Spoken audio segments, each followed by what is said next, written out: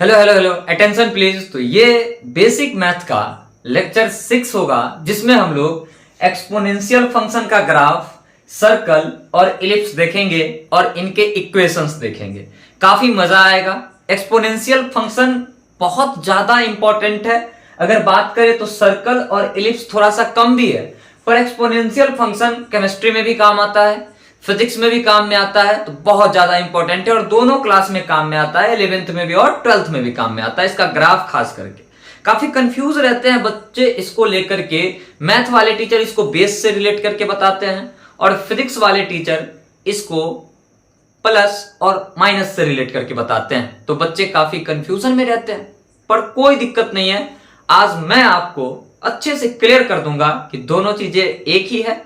सबसे पहले exponential function का ग्राफ देखते हैं। तो ग्राफ देखने से पहले मैं आप लोग को समझाना चाहता हूं कि इसका जो रूप है, रेखा है, वो कैसा होगा, है ना। मतलब ये दिखेगा कैसा।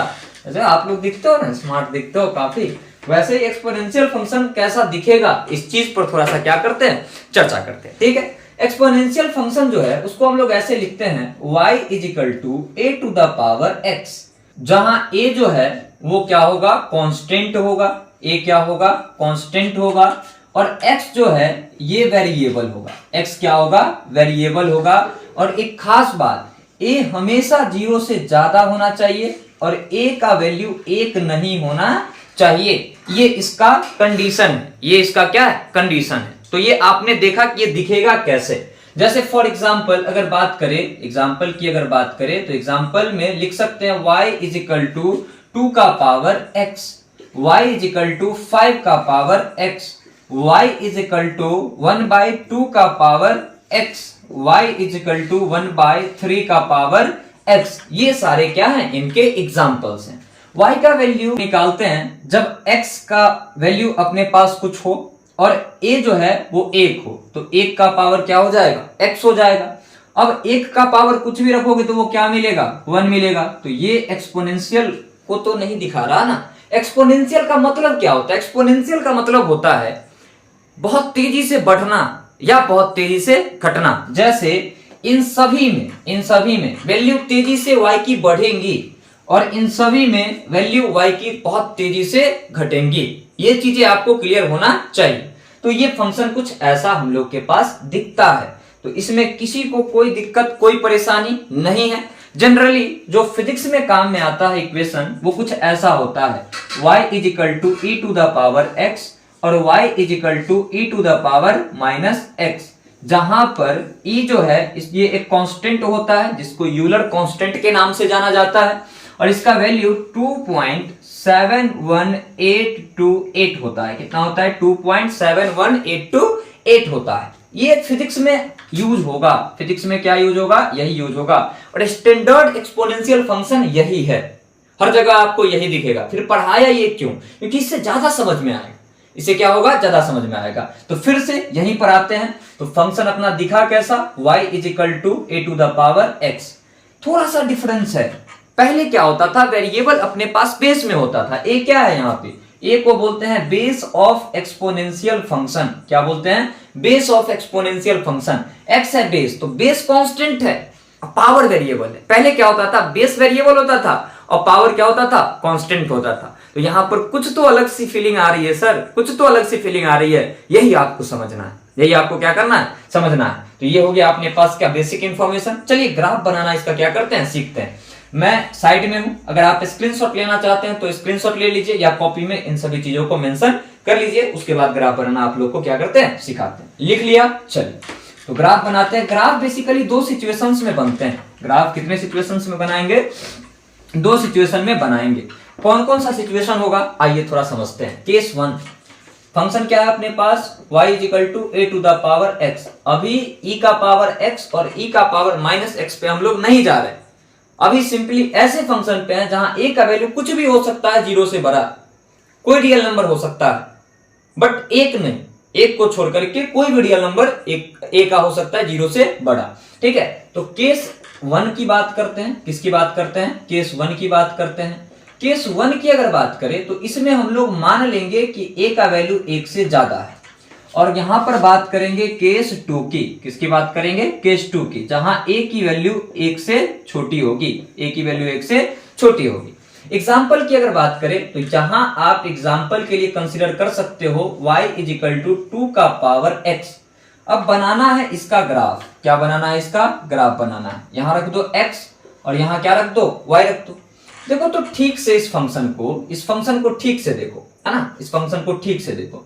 इस फंक्शन को अगर ठीक से देखोगे, है ना, ऐसा नजर आएगा कि सर अगर x का वैल्यू 0 रखेंगे तो y का वैल्यू क्या मिलेगा? 1 मिलेगा। क्यों? क्योंकि x का वैल्यू अगर 0 रखोगे तो 2 का पावर 0, दुनिया पावर 0 क्या? 1, तो ओवरऑल y का वैल्यू 1 आएगा।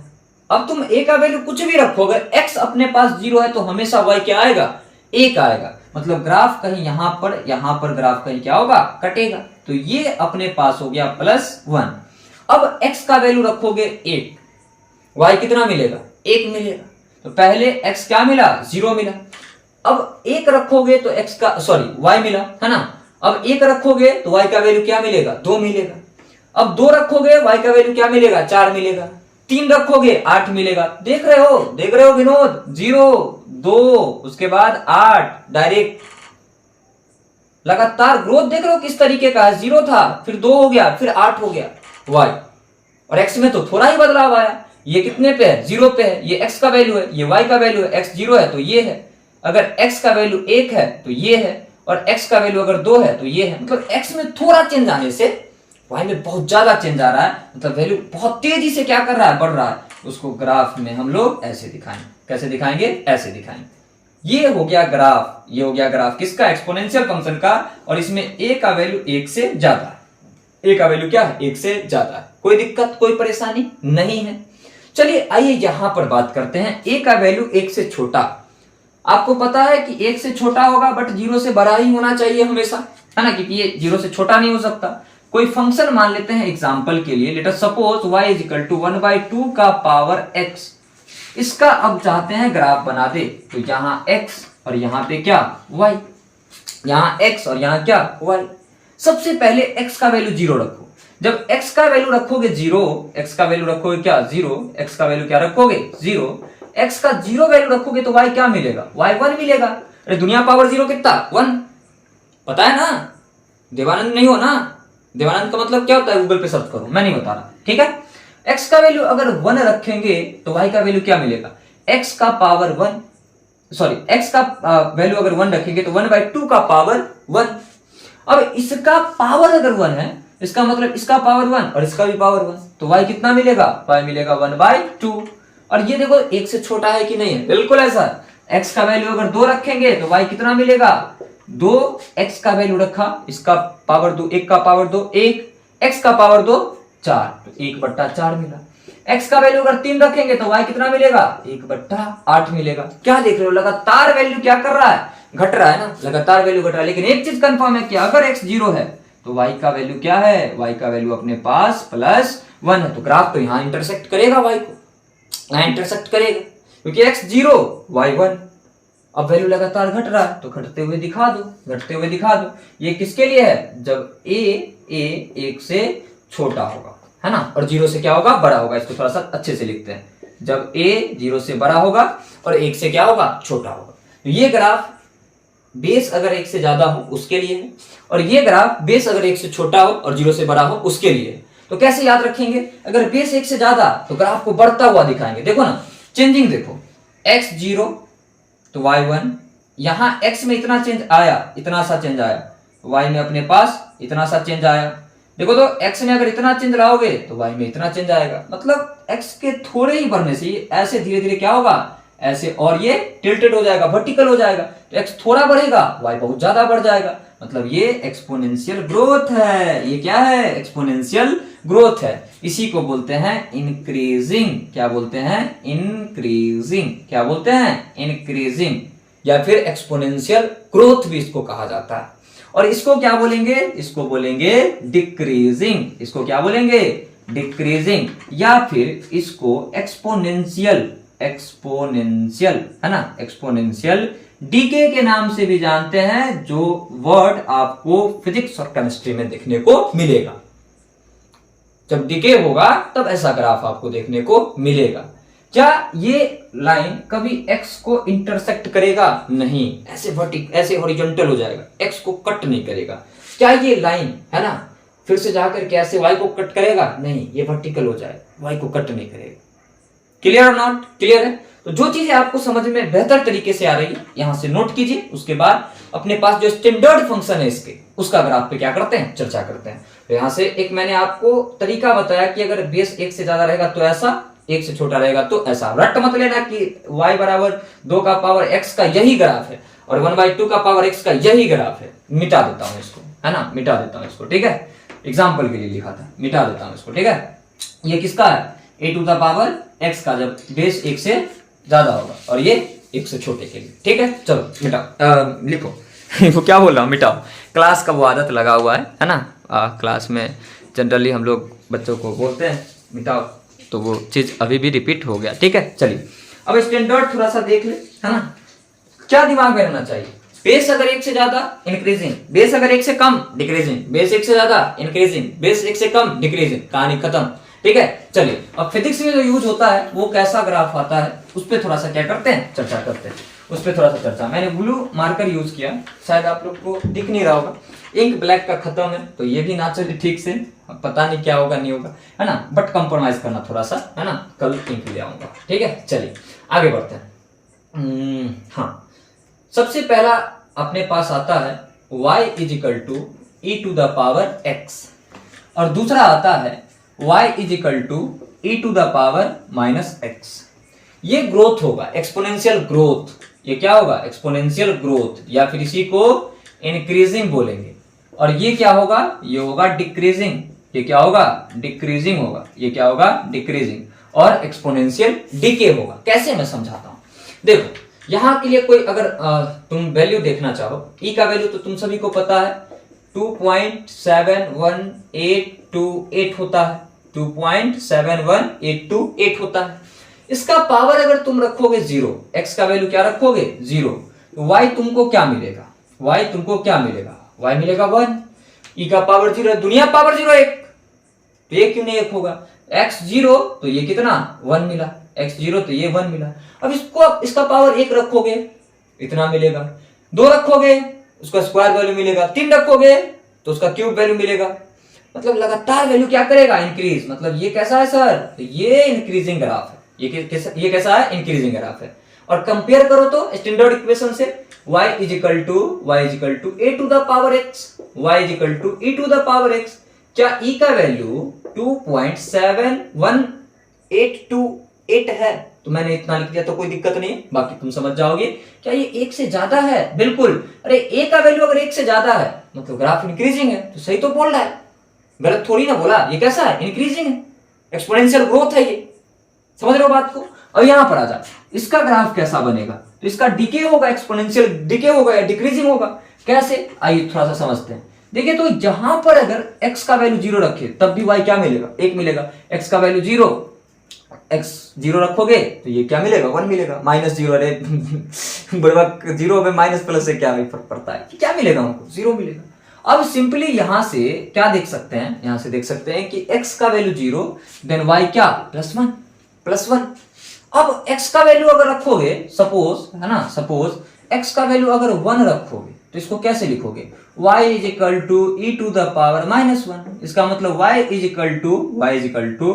1/e⁻+1। तो ये क्या है वैल्यू? ये वैल्यू आएगा 2.71। इसको भाग दो, कम जाएगा वैल्यू। 2 रखोगे तो 1 इसका स्क्वायर, 3 रखोगे तो 1 इसका क्यूब। धीरे धीरे वैल्यू क्या करेगा? लगातार घटेगा। मतलब ये क्या है? ये है साहब डिक्रीजिंग। ये कैसा है? ये डिक्रीजिंग है। तो ये किसका है? y = x का, प्लस x का। और ये किसका है? y = -x का। ये फिजिक्स में बहुत ज्यादा यूज होगा। ये फिजिक्स में क्या होगा? बहुत ज्यादा यूज होगा। समझ में आया? कोई दिक्कत, कोई परेशानी नहीं है? एक तरीका और है इसको देखने का। देखो मैंने क्या बोला था, बेस अगर ज्यादा 1 से तो इंक्रीजिंग, अब बेस अगर 1 से कम तो डिक्रीजिंग। इसको उठा, पहले यहां से उठा और लिख यहां e⁻−x। क्या लिख सकता है इसको? ऐसा लिख सकता है क्या? y = e⁻, देखो -x है, इसका मतलब इसको क्या लिखा जा सकता है? इसको ऐसे लिख सकते हैं 1 इंटू माइनस एक्स। अरे बोलो, अब इसको सेपरेट कर लो तो इसको कैसा लिख सकते हैं? 1 बाई ई का पावर माइनस एक्स। अरे लिख सकते हैं ना। और इसका पावर माइनस एक्स, देखो ना इसको 1 बाई, अरे ऐसे अगर कहीं पर ए लिखा हुआ है ए टू द पावर एक्स तो 1 बाई, देखो तो इसको अगर हम लिखेंगे तो a to the power minus x नहीं होगा क्या? फिर इसको ऊपर ले जा सकते कि नहीं ले जा सकते? ले जा सकते हैं ना, इसको ऊपर ले जा सकते हैं। तो यहां से सिंपली 1/, करेंगे तो ऐसा आएगा, और ये माइनस माइनस क्या हो जाएगा? प्लस हो जाएगा। तो y इक्वल टू इसी फंक्शन को क्या लिखेंगे? 1 बाई ई का पावर प्लस का x। अब देखो तो इसी फंक्शन को ऐसा भी लिख सकते हैं ना, y इक्वल टू 1 बाई 2.71 का पावर x। कंपेयर करो, y is equal to a to the power x। देखो तो एक में 2 से भाग दोगे, इवन ये तो 2.7 है, 2.7 है। 1 में डिवाइडेशन लगाओगे 2.7 का, ये तो 1 से छोटा वैल्यू मिलेगा ना। ले a आ गया 1 से छोटा, अब a आ गया अगर 1 से छोटा तो सारा डिक्रीजिंग ग्राफ बनेगा, डिक्रीजिंग बनेगा। ले, ओ माय गॉड सर, घूम रहे थे हम लोग तब से, था दोनों एक ही। अरे बिल्कुल दोनों एक था। देखने का नजर होना चाहिए, ठीक है? दिखा धनंजय बाबा की इन कमेंट बॉक्स। ओके, चलिए स्क्रीनशॉट लीजिए या फिर नोटबुक में मेंशन कीजिए, जैसा आपकी इच्छा है ना, क्योंकि मैं तो आपकी इच्छा पे ही चलता हूं, मेरी तो कोई इच्छा है नहीं, मेरी इच्छा मर गई है ना।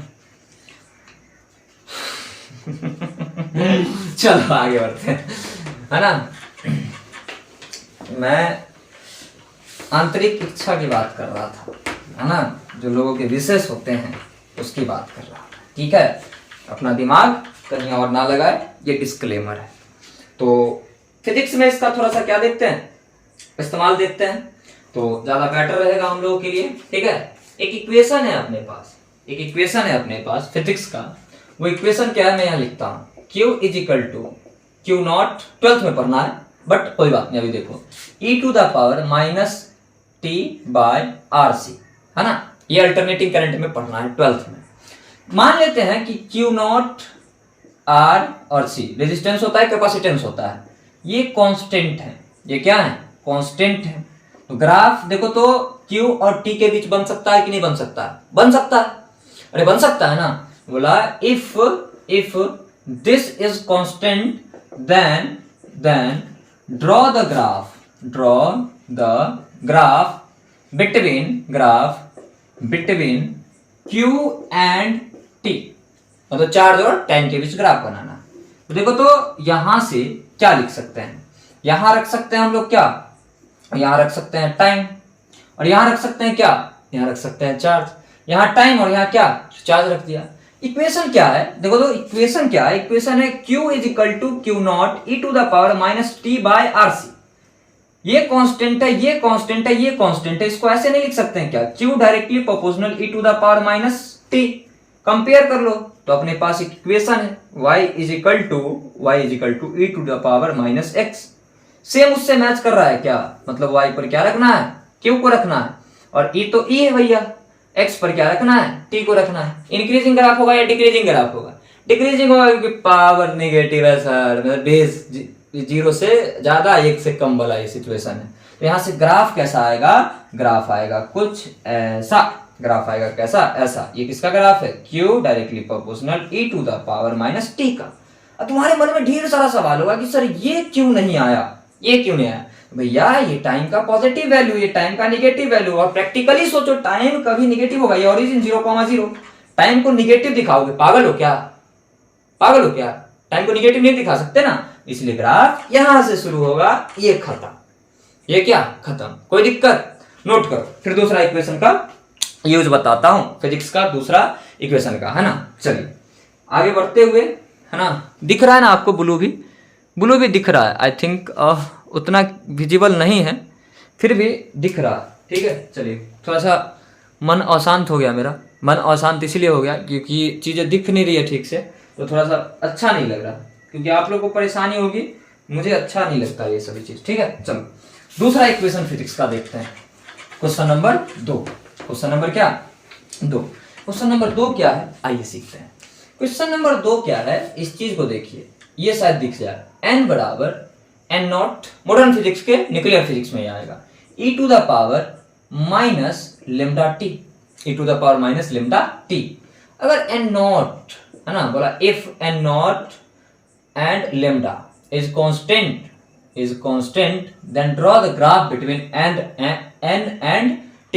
मतलब n और t के बीच क्या बनाना है, ग्राफ बनाना है। टाइम, अब तो समझ गया ना, टाइम निगेटिव नहीं होगा तो इधर बनना फालतू वाला काम हो जाएगा। और यहाँ पे क्या n, ग्राफ कहां से बनेगा, ऐसा कुछ ग्राफ बनेगा, क्यों, क्योंकि n is equal to n nought e to the power lambda t है, ये और ये कांस्टेंट है, that means n directly proportional e to the power minus t। ये किसका ग्राफ है, n directly proportional e to the power minus t का graph है। खत्म, सिंपल है यार, सिंपल है यार, है ना। नोट करो इसको, उसके बाद बढ़ते हैं किस पे, सर्कल पे।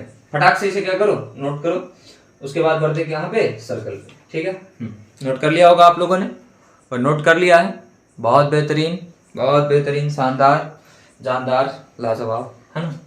चलिए सभी बच्चे अब हेडिंग बनाइएगा मेरे साथ, सर्कल। क्या हेडिंग बनाइएगा, सर्कल, संकल नहीं, सर्कल, ठीक है। कई बच्चे संकल सुन लेते हैं, गांव में संकल वर्ड का यूज किया जाता है, आप लोगों को पता होगा या नहीं भी होगा, कोई दिक्कत नहीं। तो जो बच्चे को पता होगा कमेंट में लिखना, हाँ सर मुझे पता था, ठीक है। चलो क्या बनाते हैं, सर्कल को समझते हैं, वृत्त बोलते हैं इसको हिंदी में, क्या बोलते हैं, वृत्त बोलते हैं। मान लो कि अपने पास ये कोऑर्डिनेट है, ये x है, और ये अपने पास क्या है, y है। ये x है और ये क्या है, y, ये x है और ये क्या है, y। कितनी बार बोलोगे सर, मेरी मर्जी, कितनी बार भी बोलो, तुम्हें क्या। यहां कोई कोऑर्डिनेट है, यहां कोई कोऑर्डिनेट है, इसको मान लिया x1, y1, हो सकता है ये, तो ये हो जाएगा x डिस्टेंस और ये हो जाएगा y। यहां कोई कोऑर्डिनेट है, अब जहां से कुछ डिस्टेंस पर एक दूसरा कोई कोऑर्डिनेट है, एक दूसरा कोई क्या है, कोऑर्डिनेट है, इसको बोल दिया O और इसको बोल दिया P, ठीक है। इसका वैल्यू है x2, y2, इसका वैल्यू क्या है, x2, y2। अगर इस पॉइंट को फिक्स करके इसको रेडियस मान के एक सर्कल बना ले, क्या कर ले, एक सर्कल बना ले, तो इसका इक्वेशन क्या होगा, यही ग्राफ आएगा ना। मतलब ये सर्कुलर ग्राफ है, इसको क्या बोल सकते हैं, सर्कुलर ग्राफ बोल सकते हैं। इसको फिक्स कर दिया, इसको सेंटर मान लिया, इसको ओरिजिन बोला, माफ करना, ओरिजिन तो यहाँ पे होगा, इसको सेंटर मान लिया और इसको ऐसे घुमा दिया तो यही आएगा। मान लो ये रेडियस r है, कितना होगा रेडियस, निकाल सकते हो क्या, डिस्टेंस फॉर्मूला लगा दो। तो यहां से अपने पास O है, तो OP स्क्वायर, या फिर सिंपली OP बराबर क्या होगा, तो डिस्टेंस फॉर्मूला लगाओ, root under x2 minus x1 का square plus y2 minus y1 का स्क्वायर। अरे बोल क्या ये डिस्टेंस फॉर्मूला, ये क्या है, डिस्टेंस फॉर्मूला है, डिस्टेंस फॉर्मूला। मैंने आपको कोऑर्डिनेट ज्योमेट्री के पहले वीडियो में आपको बताया, कहां से आया वो भी बताया। तो सिंपली देखो, तो OP स्क्वायर बराबर क्या लिख सकते हैं, x2 माइनस x1 का square plus y2 minus y1 का स्क्वायर। OP किसके बराबर है, रेडियस के बराबर है, तो यहां से क्या लिख सकते हैं, r स्क्वायर बराबर x2 माइनस x1 का square plus y2 minus y1 का स्क्वायर। अगर मैं इसको लिख दूं ऐसे, इसको पहले उसको बाद में, किसी को कोई दिक्कत, अरे किसी को कोई दिक्कत नहीं ना, दिक्कत भी होगा तो क्या कर लोगे, मैं तो लिखूंगा क्योंकि ये सही है। तो यहां से क्या, r स्क्वायर, यही है इक्वेशन ऑफ सर्कल। ये क्या है, इक्वेशन ऑफ सर्कल, ये क्या है, इक्वेशन ऑफ सर्कल। कोई दिक्कत, कोई परेशानी नहीं है। अगर सर्कल का सेंटर ओरिजिन हुआ तो क्या होगा, है ना, अगर सर्कल का सेंटर ओरिजिन हुआ तब क्या होगा, तो लिखते हैं if centre of circle is at origin, that means अगर सेंटर हुआ ओरिजिन पर तो कैसा होगा, ये होगा x, ये होगा क्या, y। छोटा सा फोटो बना दूं, छोटा सा फोटो बना दिया, ये ओरिजिन 0,0, ये कुछ हो जाएगा अपने पास डिस्टेंस r, और ये कोऑर्डिनेट को x, y मान लेता हूं। ये फॉर्मूला कैसे चेंज होकर क्या आएगा, तो x2 देखो तो क्या हो जाएगा, x2 हो जाएगा x, और x1 क्या हो गया, 0 हो गया, तो x माइनस 0 का स्क्वायर प्लस y2 क्या हो जाएगा y, तो y और y1 क्या हो जाएगा 0, तो 0 का स्क्वायर y माइनस 0 का स्क्वायर बराबर, ये तो रेडियस r ही रहेगा, r का स्क्वायर, यहां से x square plus y square बराबर क्या r स्क्वायर, ये भी इक्वेशन ऑफ सर्कल ही है और स्टैंडर्ड फॉर्मूला है। ये किसका इक्वेशन है, वैसे सर्कल का जिसका सेंटर कहां पे है, ओरिजिन पे, तो बोल सकते हैं equation of circle having centre at origin, है ना। तो लिख देते हैं equation of circle having centre at origin, कोई दिक्कत कोई परेशानी नहीं है, फटाफट से इसे नोट करो। उसके बाद कुछ स्टैंडर्ड वैल्यू है इसमें, उस पर क्या करता हूं, डिस्कशन करता हूं, ठीक है। चलिए, उम्मीद है कि आप लोगों ने लिख लिया होगा।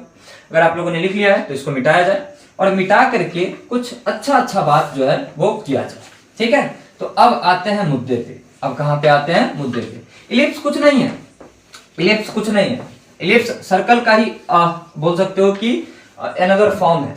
तो इलिप्स के लिए टेंशन मत लेना, तुरंत समझा दूंगा, ठीक है। तो अपने पास एक ऐसा सर्कल आया जिसका सेंटर ओरिजिन हो, तो ये ओरिजिन और सर्कल का सेंटर भी, ये डिस्टेंस अगर r है, इसका मतलब क्या है, ये भी r, ये भी r, ये भी r, ये भी r। कोऑर्डिनेट्स इसके क्या होंगे, यहां मान लो कि p, ये तो x, y नहीं पता है कि क्या है, लेकिन ये कोऑर्डिनेट पता है। क्यों, x होगा कितना, r के बराबर और y होगा 0, तो क्या लिख सकते हैं r, 0, x एक्सिस पे y का वैल्यू 0, इसमें कितना y, r और x 0, तो यहां से 0, r। इसका कोऑर्डिनेट कितना y 0, x माइनस r, तो माइनस r, 0। और इसका कोऑर्डिनेट कितना, तो x 0, y माइनस r, तो 0 माइनस r। कहानी क्या खत्म, ये कोऑर्डिनेट्स आ गए। लेकिन आपसे कोई पूछे ये कोऑर्डिनेट बता दे कितना होगा, तब क्या करोगे, कुछ नहीं करना है। मान लीजिए एंगल थीटा है, अच्छा इसका इक्वेशन क्या है, तो इसका equation x square plus Y square is equal to R square, ये इसका क्या है इक्वेशन। अब x y तुमसे पूछ ले कितना होगा, तो क्या करोगे, मान लीजिए थीटा है, यहां से परपेंडिकुलर ड्रॉ किया, तो ये वैल्यू क्या होगा, ये x होगा और ये वैल्यू क्या होगा, y होगा। तो देखो, तो ये राइट एंगल ट्रायंगल बना कि नहीं बना। ये राइट एंगल ट्रायंगल अगर बना तो x अपॉन r को क्या लिख सकते हो, base upon hypotenuse, that is cos theta. तो यहां से इसीलिए x कोऑर्डिनेट कितना है, r cos थीटा। रेडियस तो पता होगा ना, अगर एंगल पता चल जाए तो x कोऑर्डिनेट निकल जाएगा। y निकालना है तो y अपॉन r बराबर क्या लिख सकते हैं, देखो perpendicular upon hypotenuse sin theta, है ना। तो इसीलिए y कोऑर्डिनेट क्या आ गया, r sin थीटा आ गया। तो बेसिकली x और y कोऑर्डिनेट्स कितने आए, तो r cos थीटा, है ना, r cos थीटा, और अपने पास क्या कॉमा r sin थीटा, ये कोऑर्डिनेट्स हो गए। इसको क्या बोल सकते हैं, x r cos थीटा है और y क्या है, r sin थीटा है। कहानी खत्म है, कोई दिक्कत कोई परेशानी नहीं है। सर इसका इक्वेशन एक और तरीके से दिखता है, कैसे, तो ये ऐसे भी दिखता है sir, x square upon R square plus Y square upon R square is equal to 1। तो इसमें क्या बड़ी बात है, इसमें क्या किया है, दोनों तरफ r से भाग दे दिया है, डिवाइड कर दिया है। तो एक्स स्क्वायर आर स्क्वायर, देख r का भाग लगाया, plus Y square upon R square plus sorry is equal to R square upon में क्या आर स्क्वायर, कट गया। X square upon R square plus Y square upon R square is equal to 1। ये भी क्या है, equation of circle, ये भी क्या है, इक्वेशन ऑफ सर्कल, ये भी क्या है, इक्वेशन ऑफ सर्कल। कोई दिक्कत कोई परेशानी नहीं है। दिक्कत अगर नहीं और समझ में एकदम मक्खन की तरह आ रहा है, धन को, है ना, जय बाबा की इन कमेंट बॉक्स, ठीक है। जय बाबा से सत्य मिलता है यार, पावर आता है, पावर। समझ लो बात को, फटाफट से इसको लिखो, खटाक से आपको इलिप्स समझा देता हूं और इलिप्स समझाने के बाद क्लियर कर देंगे कहानी को। इलिप्स इंपॉर्टेंट है, केपलर का नियम पढ़ोगे वहां लगेगा और थर्मोडायनेमिक्स में लगेगा, ठीक है। चलो नोट डाउन करो, नोट कीजिए, इतना नोट कीजिए आप लोग, इतना है ना, नोट करना है सर, नोट करना है ना। रुपया वाला नोट का बात नहीं कर रहे हैं, ठीक है, लिखने वाला का बात कर रहे हैं, कुछ हो गया जैसे, है ना। चलिए अब हेडिंग बनाइएगा मेरे साथ इलिप्स। मैं इक्वेशन नहीं मिटा रहा, ठीक है, मैं इक्वेशन नहीं मिटा रहा। इक्वेशन को कुछ ऐसे ही छोड़ देते हैं। इक्वेशन ऑफ सर्कल है ये, सर्कल है, ठीक है। हेडिंग बनाइए सभी, हैशटैग इलिप्स। देख, इलिप्स नेम है, घबराना नहीं नाम से। इलिप्स क्या है? नेम है। ये अपने पास एक्स कोऑर्डिनेट है, ये अपने पास एक्स कोऑर्डिनेट है, और ये अपने पास क्या है? वाई कोऑर्डिनेट है। सर्कल कैसा होता है? सर्कल ऐसा होता है।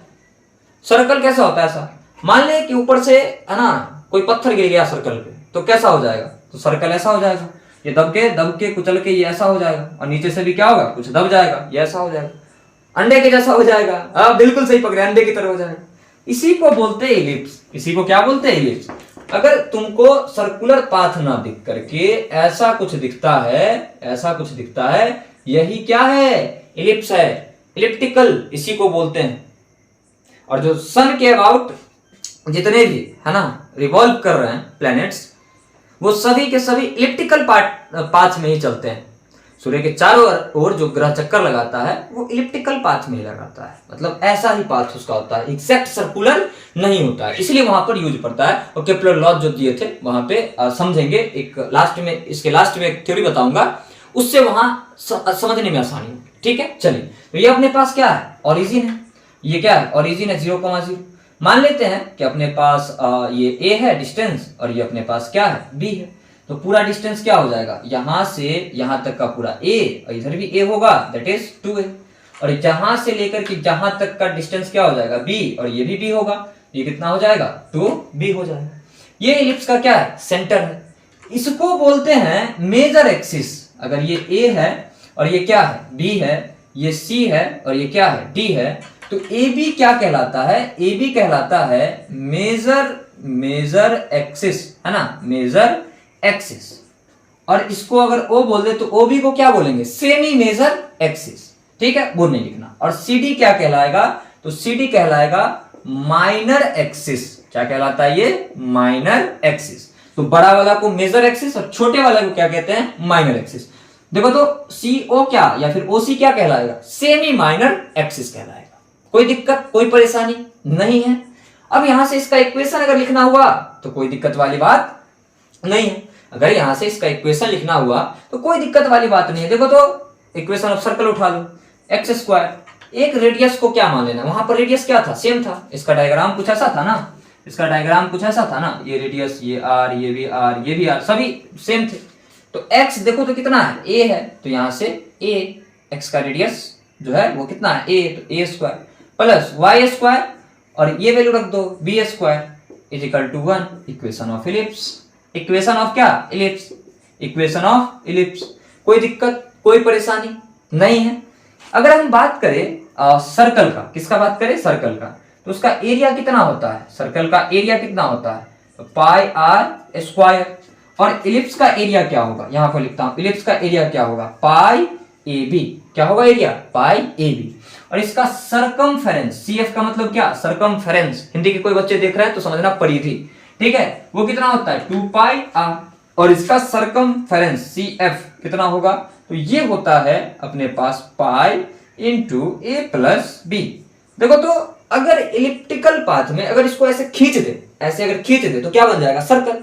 अगर a को b के बराबर कर दे तो क्या बन जाएगा? सर्कल। तो a b के अगर बराबर होगा, a अगर b के बराबर होगा तो सारा चीज सर्कल का एरिया सर्कल के बराबर होना चाहिए, और सरकमफेरेंस भी सर्कल के सरकमफेरेंस के बराबर होना चाहिए। तो मान लेते हैं कि a बराबर b बराबर r, ऐसा मान लिया, इक्वेशन भी चेंज हो जाएगा, x² upon r² y² upon r² is equal to 1। तो देखो तो एरिया कितना आएगा? फिर एरिया कितना आएगा? इफ कंडीशन है, इफ एरिया कितना आएगा? पाई r into r that is r²। और सरकमफेरेंस कितना आएगा? सरकमफेरेंस अपने पास जो है ना, सरकमफेरेंस अपने पास कितना आएगा? तो सरकमफेरेंस कितना आएगा? देखो pi into r plus r that is equal to 2πr। अरे ये तो सर्कल का है, ये दोनों किसका है? सर्कल का है। तो मैंने क्या बोला, इसको खींच के ए बी के बराबर अगर वो कर दोगे, खींचकर ए बी के बराबर, ये सर्कल बन जाएगा। सेटिस्फाइड भी कर रहा है।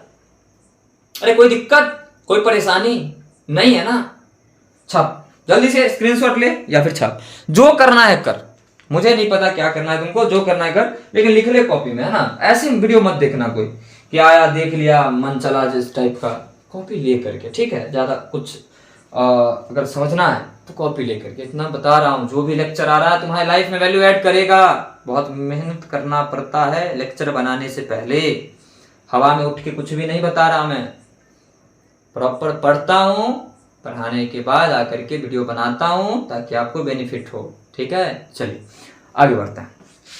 यहां से ये सभी तो बातें हो गई, है ना, लेकिन एक चीज है जो मुझे, है ना, आप लोग को बताना है। एक चीज है जो मुझे आप लोग को बताना है, 1 मिनट रुकिएगा थोड़ा सा, उस चीज को ध्यान दे करके समझ। हेलो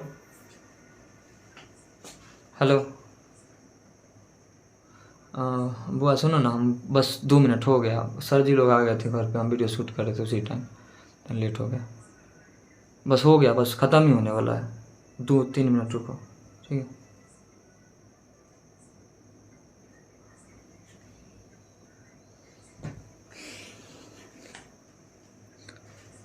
चलिए माफ कीजिएगा, थोड़ा सा कॉल आ गया था, है ना। आगे बढ़ते हैं। देखिए क्या बोल रहे थे हम, इस चीज को थोड़ा सा एनालाइज करते हैं अच्छे से, कोऑर्डिनेट लिखते हैं। ये कोऑर्डिनेट क्या होगा, इस पे y 0 है, x a के बराबर, तो a, 0, इस पे x 0 है तो 0, b, और इसका कोऑर्डिनेट क्या होगा, तो यहाँ x का वैल्यू -a और y 0, और इसका कोऑर्डिनेट क्या होगा, तो x का वैल्यू अपने पास 0 होगा, है ना, और y का वैल्यू क्या होगा, -b होगा, है ना, माइनस का क्या b होगा, कोऑर्डिनेट हो गया।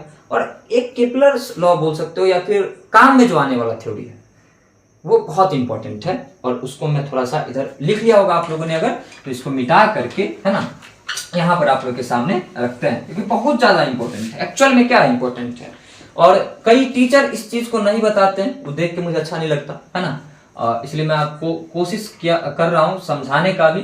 तो ज्यादा सोचना मत इसके बारे में, है ना, बस ऐसा सोचना कि जो सर बता रहे हैं वो समझना है, और समझ में अच्छे से आएगा, है ना। इलिप्स थोड़ा सा गलत बन गया, दोनों डिस्टेंस बराबर करना था मुझे, ठीक है, दोनों डिस्टेंस क्या करना था, बराबर करना था। देखो अगर ऐसा अपने पास कोई एक इलिप्स है, अब समझ जाना, तुम बार बार मिटा के नहीं बनाऊंगा, है ना, ये a है, ये b है, ये भी a होगा, ये क्या होगा, b होगा। तो इसके पास 2 फोकस होते हैं, इसको f1 बोल दो, है ना, डिस्टेंस अभी हटा देते हैं, और इसको लेट अस सपोज f2 बोल दो, है ना। 2 फोकस होते हैं, तो f1 और f2, इनको फोकस ऑफ इलिप्स या फिर फोकाई, है ना, फोकाई ऑफ इलिप्स कहा जाता है। क्या कहा जाता है, फोकाई ऑफ इलिप्स कहा जाता है। इसमें बहुत अच्छा एक थ्योरी है, उस चीज को समझिए। मान लीजिए कि जहां पर कोई पॉइंट है a, कोई पॉइंट है, तो f1 से इसकी दूरी कितनी होगी, तो f1 से इसकी दूरी मान लेते हैं कि fa है, ठीक है, f1 a है। f2 से इसकी दूरी कितनी होगी, तो मान लिया कि f2 a है। इन दोनों को जब जोड़ देंगे तो एक कांस्टेंट आएगा, कुछ भी मान लो 5-10 जो भी आया कांस्टेंट, एक कांस्टेंट आया। और जहां पर अगर कोई पॉइंट b है, f1 से इसकी डिस्टेंस कितनी, f1b, और f2 से इसकी डिस्टेंस कितनी, तो f2b। पता है आपको, अगर इसको जोड़ेंगे ना तो सेम वही कांस्टेंट आएगा जो यहां पर आया था, सेम वही कांस्टेंट आएगा जो यहां पर आया था। जहां पर कोई पॉइंट है c, तो f1 से इसकी दूरी कितनी, f1c, प्लस f2 से इसकी दूरी कितनी, f2c। पता है आपको, इसको अगर जोड़ेंगे ना तो फिर से वही कांस्टेंट आएगा, वही कांस्टेंट आएगा। मान लो यहां आया था गधा, तो ये भी गधा, ये भी गधा। यहां कोई पॉइंट होगा अगर d, तो f1d प्लस f2d, ये भी वही कांस्टेंट आएगा। यहां कोई पॉइंट होगा e, f1e प्लस f2e, वही कांस्टेंट आएगा। आया, अरे आया या भाग गया, समझ में आया ना भेजा के नीचे। अगर आ गया कमेंट करके बता कि मजा आ रहा है, कमेंट करके बता मजा आ रहा है। कल आपको डिफरेंशिएशन का वीडियो मिलेगा, लॉग पढ़ाना था एक्चुअली मुझे इसके बाद, लेकिन लॉग लास्ट में। कल डिफरेंशिएशन का वीडियो, उसके बाद इंटीग्रेशन का, उसका वेक्टर बहुत जल्द स्टार्ट करेंगे, ठीक है, टेंशन नहीं लेना। अगर आप 11th की पूरी तैयारी करना चाहते हैं, आप इस चैनल से जुड़ सकते हैं, फुल फेथ के साथ जुड़ सकते हैं, ठीक है। चलिए bye bye, love you all. तब तक के लिए अपना ध्यान रखिए, स्वस्थ रहिए, मस्त रहिए और अपने कामों में व्यस्त रहिए।